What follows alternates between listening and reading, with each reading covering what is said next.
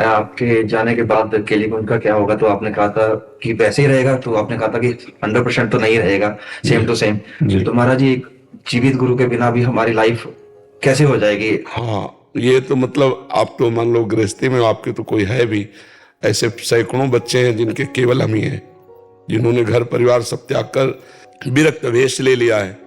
तो उनके लिए प्रश्न तो बहुत ही कड़वा है कि अगर हमारे बिना उनका कैसे रहना होगा।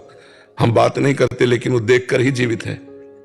बच्चियां हैं, बच्चे हैं, सैकड़ों की संख्या में हैं, और केवल हमारे प्यार और दुलार से ही तो जीवित हैं, क्योंकि एक हमारी दिनचर्या है। उसी दिनचर्या में वो देख ले, सुन रहे हैं कथा वार्ता, बस इतना ही है। पर्सनल बैठकर जैसे आप सौभाग्य प्राप्त हमारे बच्चे भी नहीं प्राप्त कर पाते, क्योंकि कभी साल 6 महीने में ऐसा हुआ कि ऐसे बैठाल कर बात कर ली तो कर ली। और उनका जीवन ही केवल हम ही है, ना वो श्री जी को जानते हैं और घर परिवार त्याग दिया है। अब कल ये शरीर ना रहे तो उनका जीवन पर आपको तो डायरेक्ट कनेक्शन है श्री जी से, आप उनको बोलिए, हमारी उम्र आपको लग जाए कि आपको दुनिया की बहुत जरूरत है। इसमें एक बात यह है, अब हमारी स्थिति को आप नहीं समझ पाएंगे। हमारी स्थिति श्री जी के रिमोट से चल रही है। अगर वो ऑफ तो हमें ऑन नहीं करवाना। क्यों? क्योंकि आपकी इच्छा में हमारी इच्छा है। और देखो, उनकी इच्छा है कि मैं ये सेवा करूं, तो किडनी फेल है, प्राय अब रोज डायलिसिस होता है और बहुत अच्छे से दिनचर्या चल रही है। तो उनकी कृपा, अगर उनको चलाना है तो 20 वर्ष चला देंगे इसी में, और उनको नहीं चलाना तो 20 सेकंड भारी पड़ जाएंगे जीना। तो हम उनसे क्यों प्रार्थना करें? हम तो आपके नौकर हैं, जहां नौकरी दोगे वहां हम चले जाएंगे। अब सरकारी ऑफिसर कि मुझे ये क्षेत्र बहुत पसंद आया, मुझे स्थायी कर दो, तो नहीं कर पाएंगे। स्थायी उनको ट्रांसफर करना पड़ेगा, नहीं करना पड़ेगा तो ऐसे ही ट्रांसफर होगा। तो अभी जो लाभ है वो आगे नहीं मिलेगा। देखो, मोबाइल में सुनना और प्रेजेंट वर्तमान में बैठकर आंख मिला के सुनना, इसमें कुछ तो अंतर है ही। क्यों है? नहीं, हम आपसे प्यार से जो बात कर रहे हैं, आप हमारे सामने जो देख रहे हैं, इसमें जो आपके ऊपर प्रभाव पड़ रहा है वो कल हमारी अनुपस्थिति में मोबाइल से उतना नहीं पड़ेगा। तो प्रेजेंट में जो आज लाखों लोगों को आनंद प्राप्त हो रहा है, अब ये तो श्री जी जाने कितने दिन दिलवाना है, अब अपने बस की बात है। अच्छा, हम प्रार्थना क्यों करें? क्योंकि हम बिके हुए नौकर हैं। बिका हुआ नौकर जहां खड़ा कर दिया जाता है वहीं खड़ा रहेगा, उसकी रुचि नहीं है। अब हम जो कर रहे हैं हमारे बस की बात थोड़ी है कि वो करवा रहे हैं इसलिए हो रहा है। अगर वो बंद करवा दे तो अभी कल से बंद हो जाए, हमारी सामर्थ्य नहीं है। हमारी सामर्थ्य नहीं कि हम आपके प्रश्न के उत्तर दे सके। कक्षा 9 पढ़े, हम कहीं आचार्य डिग्री ये सब कुछ लिया नहीं जाके। शरीर अस्वस्थ है, किडनी फेल है दोनों, ये सब कुछ अलौकिक हो रहा है। तो उनको अगर आपको लाभ दिलाना है तो वो दिलवाती रहेंगी। कब तक? अभी है नहीं। देखो, भगवान भी अवतरित हुए श्री कृष्ण चंद्रजू तो 125 वर्ष में अंतर्ध्यान हुए। इस लोक का नाम मृत्यु लोक है। यहां जो भी जन्म लेगा उसको मरना पड़ेगा, उसको शरीर छोड़ना पड़ेगा, चाहे जितना आप चाहो, पर वो भगवान का विधान होता है। जितने दिन जीना है उतने दिन जीना, इसके बाद तो जब तक है तब तक लाभ ले लो। और जी एक शिफाली जी हैं, वो कह रही हैं कि महाराज जी आपसे प्रार्थना है कभी भी जाने की बात ना किया करें, बहुत दुख होता है, चाहे जो बात करें पर ये बात मत करें। एक तो हमने सारा ज्ञान धूल सीट हो जाता है। हाँ, ज्ञान काम नहीं करता कहते।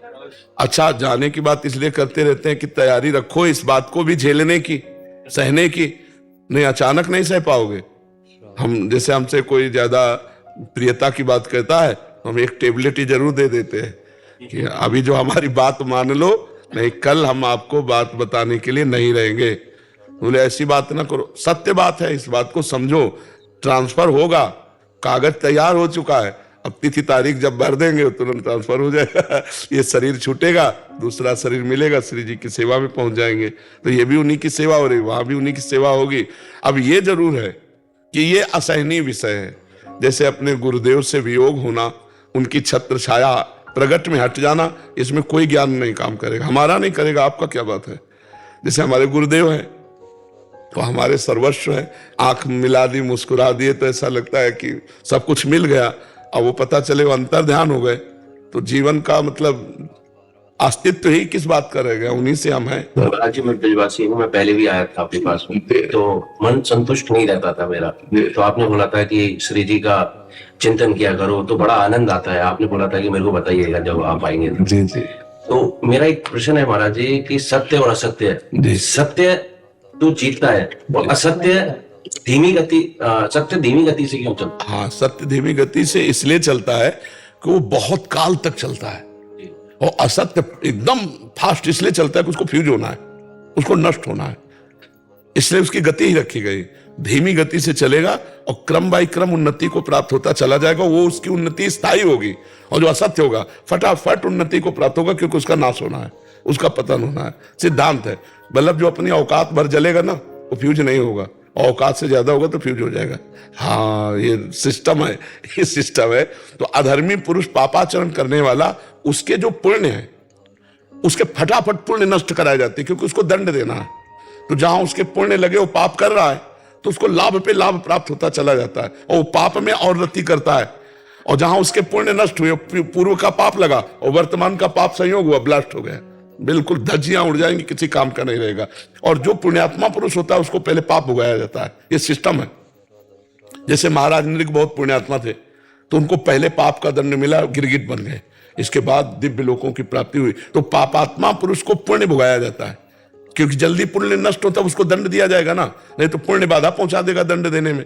और जो पुण्यात्मा पुरुष होता है उसके सुख में बाधा पहुंचाने वाला पाप कर्म जमा है, तो उसको पाप कर्म का हिसाब दे दिया जाता है, क्योंकि उसे महान सुख देना है, तो ये पाप कर्म बाधा ना पहुंचाए। तो जब वो पुण्य करता है तो पाप कर्म उसके बार बार विक्षेप पहुंचाता है, बार बार उसको नीचा दिखाता है, और वो पापात्मा वो बार बार पुण्य उसको उत्थान में ले जाता है। तो इसी क्रम को आध्यात्मिक भाव से न जानने के कारण लोग पाप का अनुसरण करने लगते हैं। तो ये बात समझनी चाहिए कि पुण्यात्मा पुरुष का पाप कर्म जल्दी नष्ट करने के कारण जब वो पुण्य कर्म सही करेगा तो उसके साथ पाप कर्म भेज दिया जाएगा, क्योंकि पाप कर्म उसका नष्ट हो जाए, जिससे पूर्व का पुण्य और वर्तमान का पुण्य दोनों मिलकर वो महासुखी हो जाएगा।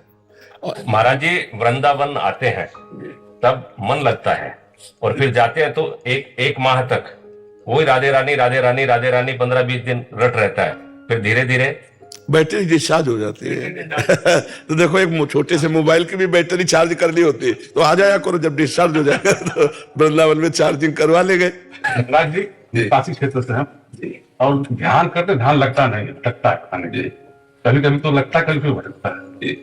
हमें लगता है कि जो ध्यान के द्वारा भगवत प्राप्ति वो सतयुग में थी, यज्ञ के द्वारा त्रेता में थी, पूजा के द्वारा द्वापर में थी, और कलयुग में केवल भगवान नाम जप और नाम कीर्तन से।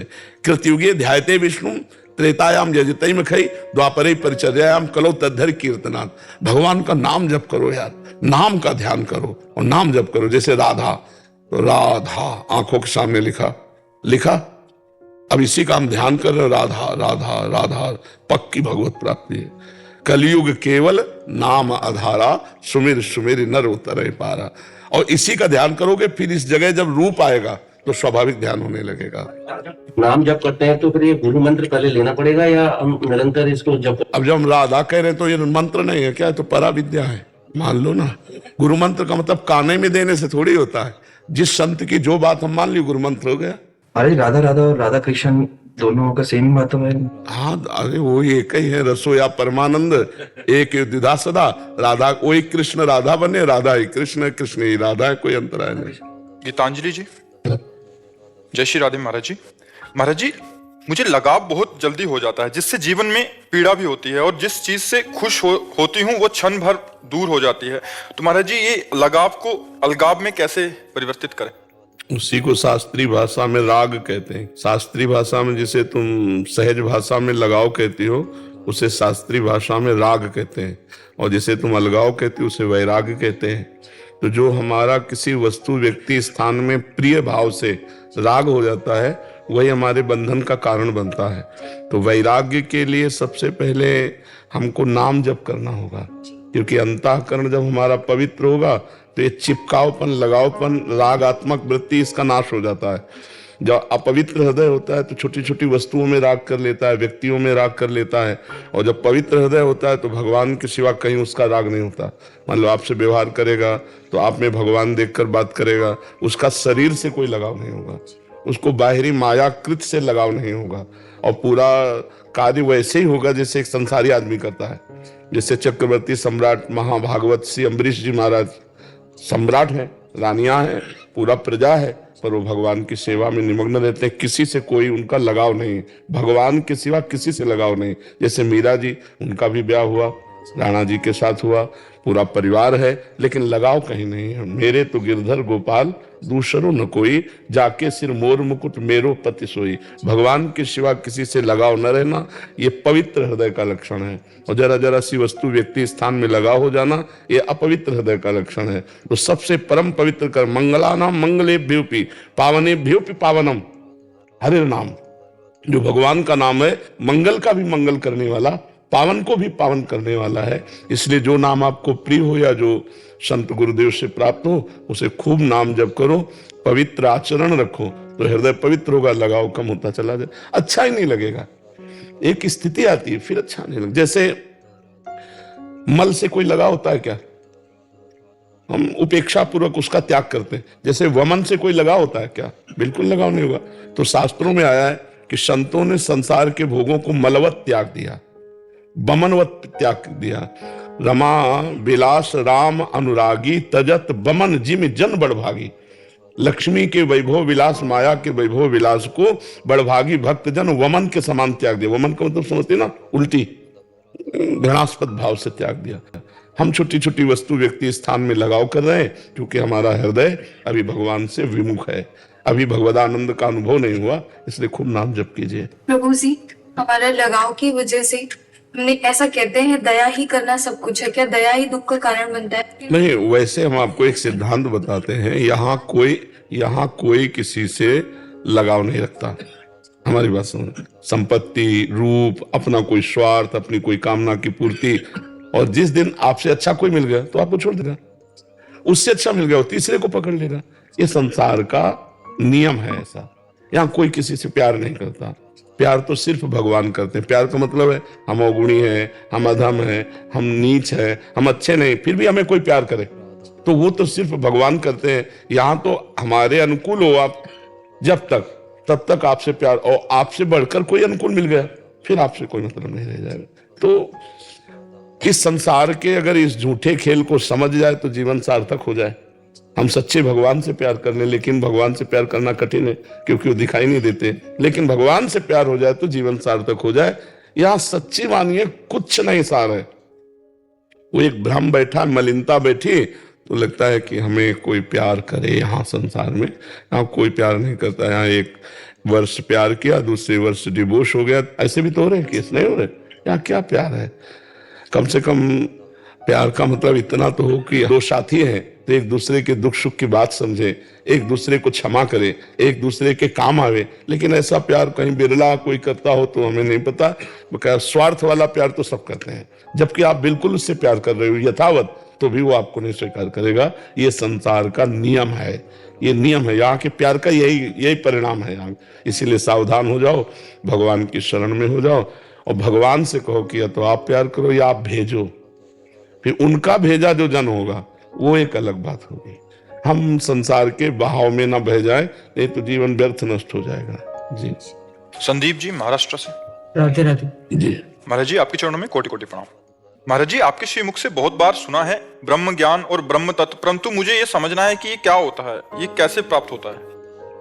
हाँ, गांव में किसी को एक कील दिखाई जाए और कहा जाए जिस धातु से कील बनी है इसी धातु का एक मकान उड़ता है आकाश में, तो उसको कैसे समझ में आएगा? समझ रहे हो ना? और जब उसे हवाई जहाज दिखाया जाए, हेलीकॉप्टर दिखाया जाए, तो उसकी समझ में आ जाएगी कि नहीं आ जाएगा? जिसने कभी हवाई जहाज नहीं देखा, हेलीकॉप्टर नहीं देखा, वो बताया जाए कि जैसे एक कील है, ऐसे ही धातु का बना हुआ एक मकान उड़ता है जिसमें 100-200 लोग बैठे रहते हैं। वो कील उछाल के देखेगा नीचे आ जाएगी तो कहेगा पागल बनाते हो क्या? लेकिन होता है ना, टोटल धातु का ही तो बना होता है ना, चाहे वो हवाई जहाज हो, चाहे हेलीकॉप्टर हो। तो अगर उसको ज्ञान नहीं तो कैसे समझ पाएगा? ऐसे ही हम अपने स्वरूप को तो जानते नहीं, तो ब्रह्म को कैसे जान जाएंगे? तुमको इस शरीर में रहते हुए कितने साल हो गए? 39, मान लो 40 समझ लो, 40 वर्ष हो गए, लेकिन आपने एक सेकंड भी अपने को नहीं जाना। ईमानदारी से बताओ, अगर अपने को जाना तो यही माना, शरीर को ही आत्मा माना, बहुत मन को आत्मा माना। जो मन कहे वही हमें करना है, वो कहे ये देखो ये देखना, वो सुनो वो सुनना, वो भोगो भोगना है। लेकिन आपने अपने को कभी नहीं जाना। शरीर आपसे अलग है, मन आपसे अलग है, बुद्धि आपसे अलग है, स्वभाव आपसे अलग है। आप ईश्वर के अंश हो और ये प्रकृति का अंश है। शरीर प्रकृति का अंश है, आप ईश्वर के अंश हो। अंतःकरण सूक्ष्म शरीर ये प्रकृति से बना हुआ, आप परमात्मा के अंश हो। स्वभाव प्रकृति का है, आप परमात्मा के अंश हो। इसी बात को जान लेने को ब्रह्म ज्ञान कहते हैं। और जब अपने स्वरूप को जान लिया जाता है तो उसे कहा जाता है ब्रह्म बोध हो गया है, आप ब्रह्म स्वरूप ही हैं। जैसे गंगा की धारा से 1 चम्मच गंगा जल लो तो गंगा, 1 टैंकर लो तो गंगा जल। तो हम लोग भगवान के अंश हैं। चींटी में भी वही ब्रह्म है, आप में भी वही ब्रह्म है, और ब्रह्मा जी में भी वही ब्रह्म है। उसमें कोई अंतर नहीं। उसी को आत्मा कहते हैं, उसी को परमात्मा कहते हैं, उसी को भगवान कहते हैं, उसी को ब्रह्म कहते हैं। आप अपने स्वरूप को भूल गए हो और आप अपने को पुरुष मानकर इस देह से व्यवहार कर रहे हो। इसलिए लगता है ब्रह्म कोई और है। मैं तो मनुष्य हूं, मैं तो गृहस्थ हूं, ब्रह्म कहाँ हो सकते? तो जितनी बात कही मैं मनुष्य हूं, ये प्रकृति की है। मैं नीच हूं, मैं अधम हूं या उत्तम हूं, ये सब प्रकृति का है। आप तो परमात्मा के अंश है। इसी को जानना ब्रह्म ज्ञान कहते हैं। अभी सुना है, जाना नहीं है। अभी हम आपको सुना रहे हैं, आपने जाना नहीं है। और जिस समय जान लोगे तो ब्रह्मविद ब्रह्म ही भवति। जो ब्रह्म को जान लेता है वो ब्रह्म स्वरूप हो जाता है।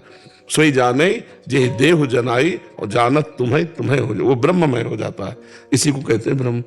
गुरुदेव, मैं एक अध्यापक हूँ, अध्यापन का कार्य करता हूँ और मेरा अध्यापन का कार्य ईमानदारी से हो और आपका नाम कभी ना छूटे। हाँ बिल्कुल ठीक। दूसरी बात, मैंने आपको दिल से गुरु माना है जी।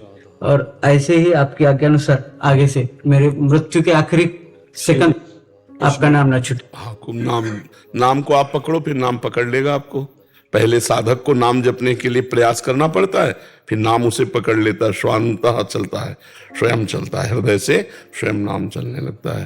तब वो एक सिद्ध पुरुष हो जाता है। खूब नाम जप करते रहो, जीवन की सार्थकता यही है। नाम जप करो, खूब नाम जप करो। जी नीरज जी मृत्यु लोक से है लिखा, नीरज जी मृत्यु लोक से। अच्छा, तो स्वर्ग से भी आते हैं क्या सुरताल? राधे राधे महाराज जी, आपके चरणों में कोटि कोटि प्रणाम। महाराज जी, जो व्यक्ति हर परिस्थिति में प्रसन्न रहता है और मस्त रहता है, जिसको कोई फर्क नहीं पड़ता कि आने वाला कल अच्छा होगा या बुरा, जो भी होगा प्रभु के विधान अनुसार होगा, और अपने इष्ट का नाम जप करता हो, ना कोई इच्छा हो ना कोई खोने का गम हो, वो जीते जी जन्म मरण से मुक्त माना जाता है। बिल्कुल बिल्कुल सही, बिल्कुल सही, यही स्थिति है। भगवदाकार वृत्ति होनी चाहिए, शर्त है भगवदाकार वृत्ति होनी चाहिए। बस फिर यही जीवन मुक्तता है। बस इसी में न कोई इच्छा, न कोई चाह, न कोई भय, न कोई शोक, न संताप, हर समय प्रभु के चिंतन में निमग्न है, वो जीवन मुक्त ही है। जी महाराज जी, कितना नाम जप करना चाहिए कि भगवत प्राप्ति हो जाए? कितने समय में हो जाती है? एक भी श्वास खाली नहीं जाना चाहिए तो भगवत प्राप्ति हो जाएगी। जो समय हम नहीं नाम जप कर पाते वो समय भगवान को समर्पित कर दो, और जिस समय आपको स्मृति आवे खाली हो उस समय नाम जप करो। धीरे धीरे धीरे इस नाम जप का प्रभाव और कर्म समर्पण का प्रभाव जब बनेगा तो हर समय भगवदाकार एक भाव रहेगा। जैसे आप अपने स्त्री शरीर का ध्यान नहीं करती हो, लेकिन भाव में आपके भर गया है मैं स्त्री हूं, तो स्वप्न में भी आपको कभी भ्रम नहीं होगा कि मैं पुरुष हूं क्या, क्योंकि भाव भर गया ना। तो ऐसे भगवत भाव होता है, प्रभु का एक दिमाग में भाव भर जाता है, तो वो भजन करे ना करे वो हर समय प्रभु में ही रहता है, उसी को भगवत प्राप्ति होती है। जो भगवत भाव युक्त है वही भगवत प्राप्त होता है। अगर मैं राम जी का नाम जप करती हूँ तो आप मुझे अपना शिष्य बना सकते हो? शिष्य नहीं बनाते, हम मित्र बनाते हैं। नहीं, हम जैसे भगवत मार्ग में चल रहे हैं तो आप भी चलो, आप भी चलो, आप भी चलो। शिष्य और गुरु भाव तुम्हारा होगा। हम अगर अपने को गुरु मानेंगे तो हम अपनी स्थिति से गिर जाएंगे। आप अपने को शिष्य मान रहे हो इसलिए आप में महानता है, क्योंकि आप छोटा मान रहे हो। हम अपने को यदि बड़ा मानेंगे तो हम गिर जाएंगे। तो हम क्या करते हैं, हम समान मानते हैं। आप हमारे दोस्त बनो और भगवत मार्ग में चल दो। हमारे ही प्रभु के सब नाम हैं। आपको राम नाम प्रिय है तो राम राम जपो, समझ रहे ना। आपको राधा नाम प्रिय तो राधा राधा जपो। है तो मेरे ही प्रभु के नाम तो आप जपो, ठीक है। महाराज जी, जैसे राधा राधा राधा राधा ड्यूटी में करते हैं जी जी, और जैसे मुझे चलाने के लिए जैसे जो प्रक्रिया बताई जी, वो प्रक्रिया कभी कभी जैसे छूट जाती है, कभी कभी जी, कोई विशेष आप डाल गई मानो कोई, हाँ, तो वो प्रक्रिया उससे नहीं हो पाई और राधा नाम करते रहे। चल रहा तो कोई फर्क नहीं पड़ेगा, कोई फर्क नहीं पड़ेगा। आप चिंता मत करो, क्योंकि आपकी ड्यूटी ऐसी है, कभी कहाँ तैनात कर दिया गया, कभी कौन सा कार्य आ गया, तो आप उसकी चिंता मत करो। अगर वो लोप हो जाता है जो आपकी दिनचर्या है, आपका नाम चल रहा है, आप अपनी भारतीय सेवा में हो, वो पूजा हो रही है आपकी, उसकी चिंता मत। नाम महाराज जी कोशिश करते हैं कि नाम न चाहिए, बहुत बहुत बहुत सुंदर। आशीर्वाद चाहिए आपसे, मैं इसलिए आया, मैं नाम का बस फिर तो जीवन निहाल हो जाएगा भैया। अगर नाम चल रहा है तो जीवन निहाल हो जाएगा। हाँ, श्वासा श्वासा नाम चले तो दुविधा रहा है न कोई, निश्चित भगवत प्राप्ति हो जाएगी। और जितना जप लियो वो भगवान के बैंक में जमा हो चुका है, वो तुम्हारा मंगल करने के लिए पर्याप्त है। आप चलते रहो, खूब नाम जप कमा लो, और इस सारी सेवा तो हो ही रही है, लक्ष्य भी आपका पूर्ण हो रहा है। बहुत बढ़िया।